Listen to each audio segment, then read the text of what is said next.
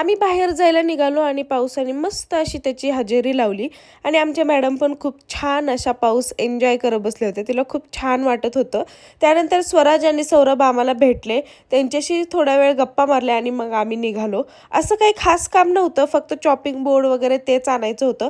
पण म्हटलं राहिलं की राहून जातं आणि खूप दिवस माझं चाललं होतं आणायचं. मग म्हटलं आज जाऊयात. तसंच जात जाता मंडळाच्या पाया पडले, म्हणजे मंडळाच्या गणपतीतल्या. आणि तिथून आल्यानंतर माझे घरात कामं चाललेली, अमर पण घरात होता आणि या मॅडम म्हणजे घराचं दार उघडच होतं आणि या मॅडमनी सगळी रांगोळी माझी पुसून टाकली.